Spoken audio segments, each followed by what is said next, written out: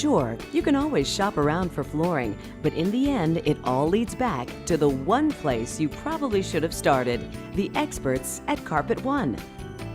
Save yourself the time and the hassle and let Carpet One help you find the right product at the right price, beautifully installed, guaranteed. Come see the One, Carpet One, on the Business Loop in Columbia.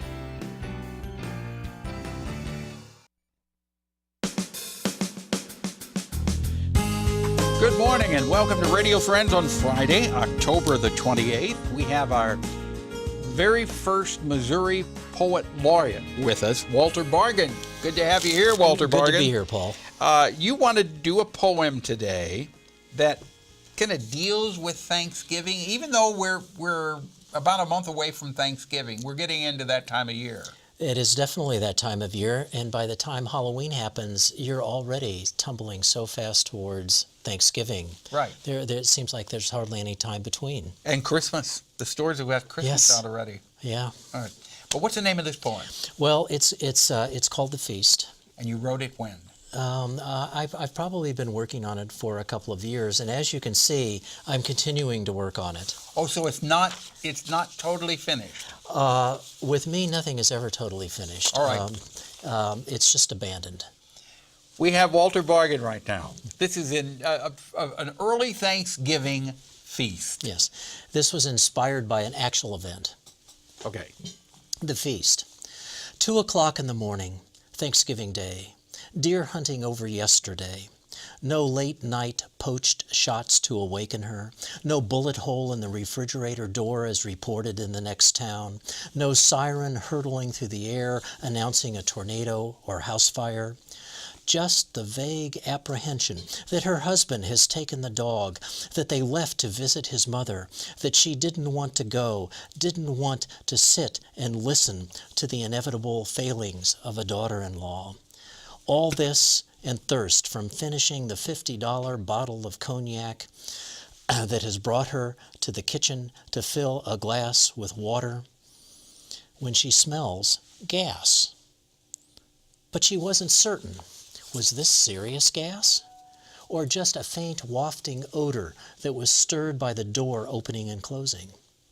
How should she respond 2 a.m. Thursday of Thanksgiving? Should she call 911? But what, she thinks, if this isn't an emergency?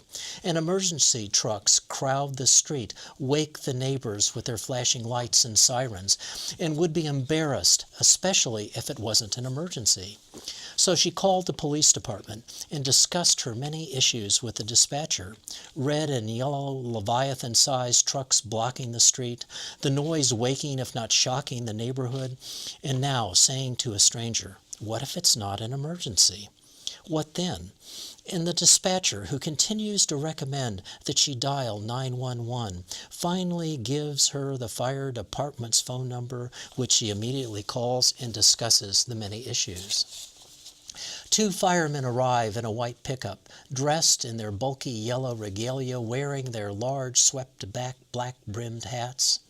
Entering the kitchen, the first man declares, half bent over, inhaling deeply, first to the right, then to the left, head tilted back, then down, that he smells nothing. But the second man, posed in the same position, as if this were the official gas-sniffing position, says that he does, and pulls out a spray bottle, the official pink gas leak detection liquid, and begins to spray paint joints that bubble like happy babies. The firemen tell her that they must turn off the gas valve to her stove.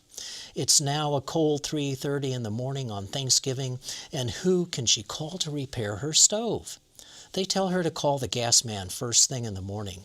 In the meantime, the entire fire station has arrived and parked at odd angles on the street, but without flashing lights and sirens, and then after a few minutes they leave with the 2 firemen. 8 o'clock, Thanksgiving morning. She dials the gas man, who is surprisingly cheerful, says that he'll be right over in an hour. He arrives and positions himself in the official gas-sniffing stance, confirms the fireman's discovery, confirms what she already knows, and then, with his official spray bottle of pink gas leak-detecting elixir, sprays every gas pipe in the house. He red tags the stove. The master control is broken. It's Thanksgiving Day, and he red tags the stove. He checks the furnace. He red tags the furnace. It has more leaks than the Titanic. He red tags the furnace, and the high is predicted to be around freezing. He goes out to the propane tank, finds the main regulator won't close properly, and the secondary regulator is so loose that it could migrate south with the geese already headed in that direction. She exclaims in disbelief, "You can't red tag my stove and furnace on Thanksgiving." He would be legally liable if he didn't. He suggests she call her furnace and cooling repairman, and he leaves her on Thanksgiving at noon. At 12:30, she calls the number on the business card floating in the drawer under the phone, and the repairman, who is surprisingly cheerful, asks if he can take a shower first, and then he'll be right over in about an hour. Does she need to know he needs to take a shower and give him permission? He arrives in his toolbox spare part-laden pickup. He can't repair the stove. He doesn't have the part. It will need to be ordered from Massachusetts. He does have the parts for the furnace, which needs to have replaced nearly every exterior control and pipe. At the propane tank, he installs a new main regulator valve and asks how the secondary regulator valve became so loose. He leaves around 4 p.m. Her stove remains red-tagged. Without one whipped cream-topped pumpkin pie, butterball turkey stuffed with dressing, sweet potato dish topped with marshmallows, a mountainous tangle of green beans oozing butter. These are the men who joined her for Thanksgiving. That poor woman. Oh my goodness. That sounds like a true story, something that could have happened, though. And, it did happen. It did happen? It did happen. To who? I can't tell you that. And there, I've embellished it a little bit. Yeah. And thrown in a little paste. Oh my goodness! I was feeling the pain. I was feeling the pain as it went along. So the poor lady, she had no heat. She had no stove to cook her meal in. Well, the second repairman was able to repair the furnace. The furnace, right? So she had for heat the rest of the night, she had no heat. I mean, that's right. Okay. Yeah.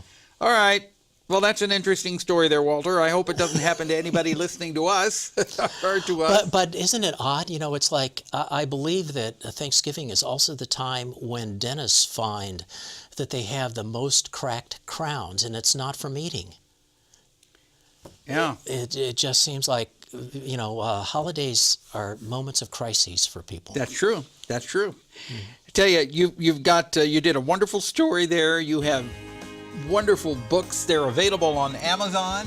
They're available on Amazon and at Barnes & Noble here in town and at Yellow Dog Books. Okay, or from the trunk of your car. Or from the trunk of my car. Walter Bargen, always a pleasure to have you here. Yes. Our first Poet Laureate, State of Missouri. Please come back again. Well, thank you. All right.